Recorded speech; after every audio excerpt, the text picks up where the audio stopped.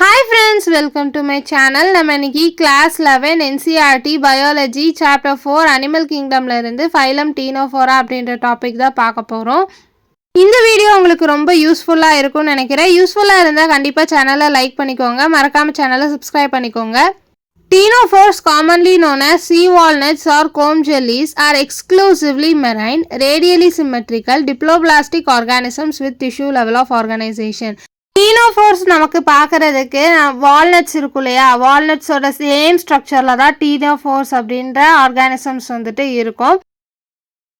இது கடலில் வாழக்கூடிய ஆர்கானிசம்.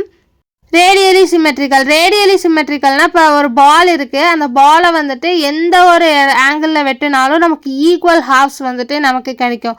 அதே மாதிரி தான் இந்த ஆர்கானிசமை எந்த ஒரு பார்ட்லேருந்து வெட்டினாலும் வி கெட் ஈக்குவல் ஹாஃப்ஸ். அதனால தான் ஈக்குவலாக ரெண்டு பகுதி வந்துட்டு ஈக்குவலாக இருக்கும். Diploblastic organisms with tissue level of organisation.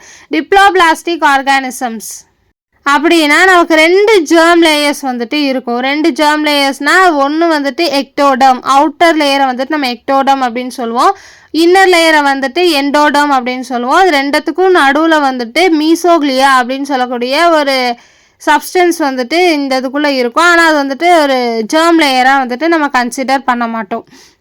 The body bears 8 external rows of ciliated complaints which helps in locomotion.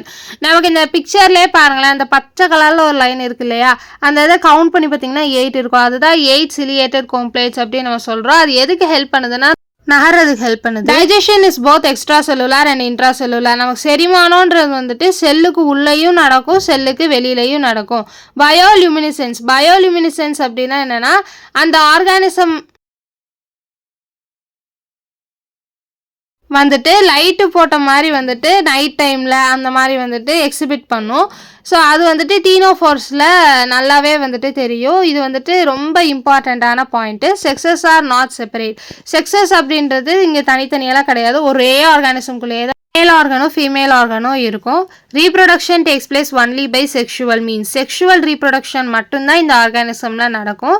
Fertilisation is external with indirect development. Fertilisation வந்துட்டு எக்ஸ்டர்னல்னால் என்னென்னா, இப்போ ஆர்கானிசம்க்கு உள்ளே வந்துட்டு எந்த ஒரு ஃபர்டிலைசேஷனும் நடக்காது. ரெண்டு மேல் கேமிட்ஸையும் ஃபீமேல் கேமிட்ஸையும் வாட்டரில் ரிலீஸ் பண்ணி அங்கே தான் வந்துட்டு ஃபியூஷன் நடக்கும். அதை தான் எக்ஸ்டர்னல் ஃபர்டிலைசேஷன் அப்படின்னு நாங்கள் சொல்கிறாங்க. இன்டைரக்ட் டெவலப்மெண்ட்னா ஸ்மால் ஆர்கானிசம்க்கும் லார்ஜ் ஆர்கானிசம், அதாவது லார்வேக்கும் அடல்ட்டும் வந்துட்டு பார்க்குறக்கு ஒரே மாதிரியே இருக்காது. அதுதான் இன்டைரக்ட் டெவலப்மெண்ட். எக்ஸாம்பிள் வந்துட்டு ப்ளூரோப்ரக்கியா அண்ட் டீனோபிளானா.